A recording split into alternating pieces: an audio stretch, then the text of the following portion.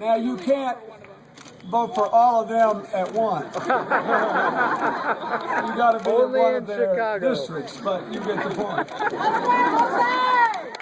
I mean, even though the other guys are trying hard to keep you at home, I want you to vote just once.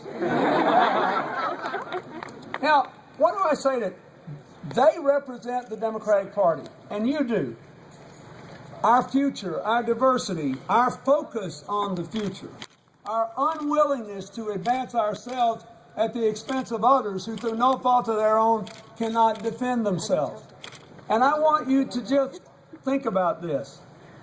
This is what really matters. You know, sometimes I think that the most popular line in my speech at the Democratic Convention in Charlotte was arithmetic.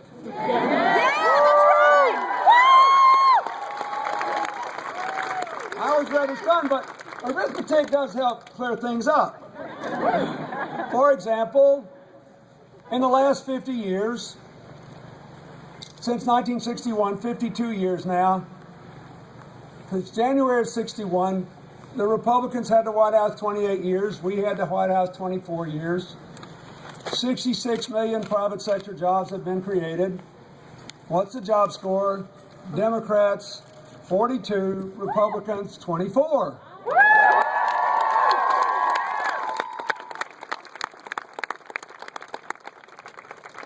President Obama has faced roadblock after roadblock after roadblock in the last 2 years, but thanks in no small measure to the initiatives adopted in the first 2 years of his presidency, since the beginning of 2011, or 2010, and basically 2 years and 9 months, the private economy has produced 5.3 million jobs.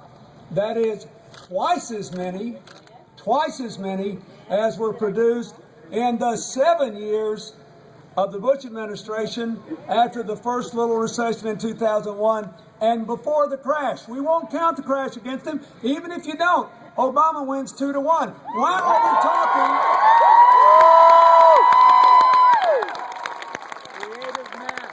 Why are we talking about going back to what didn't work in a different package? And then there are those other, like, pesky numbers. When President Obama's opponent said, well, it's time for a new approach, and I was governor of Massachusetts, and we had a great education system. I thought, you know, I was governor of Arkansas, and we were the #1 rice producer in America, but I didn't have anything to do with it.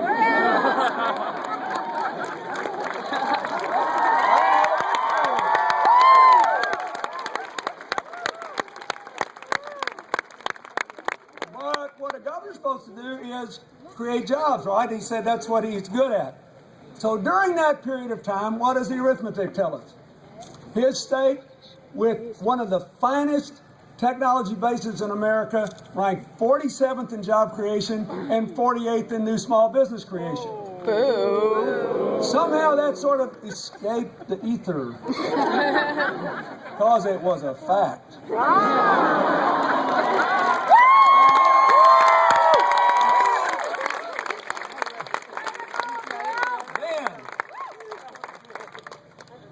There's this little matter of the budget.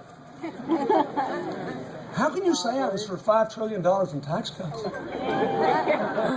Well, I said it for 2 years, but how can you say it? Because now I say I'm not. Now, let me be fair here.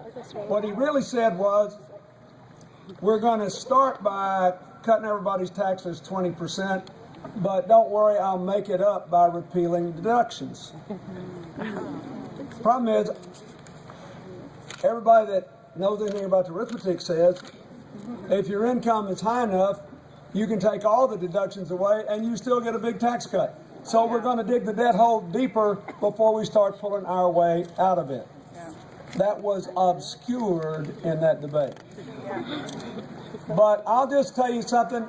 You can say, oh, well, Clinton says one thing, the Republicans say another. How are we supposed to know? I'll tell you how you can know. There is only one campaign, President Obama's.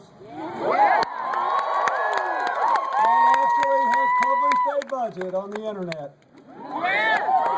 You can go and look at it.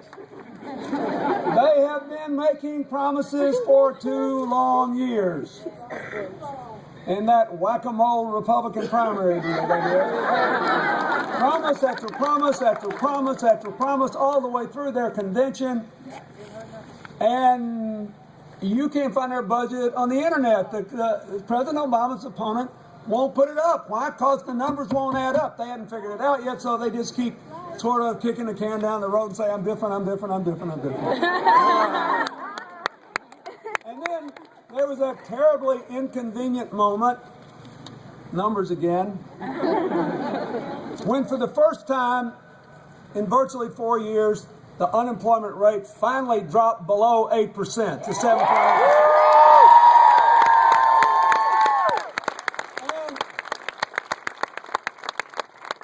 Honestly, I never saw such a bunch of long faces in my life. One of their great champions, Jack Welch, the former head of GE, says, oh, they obviously cooked the numbers. Then a bunch of others said, oh, they obviously cooked the numbers. Now, the interesting thing is, when the unemployment rate was above 8%, every month when it came out, the same Republicans said, this is right up there with the commandments Moses brought down from Sinai.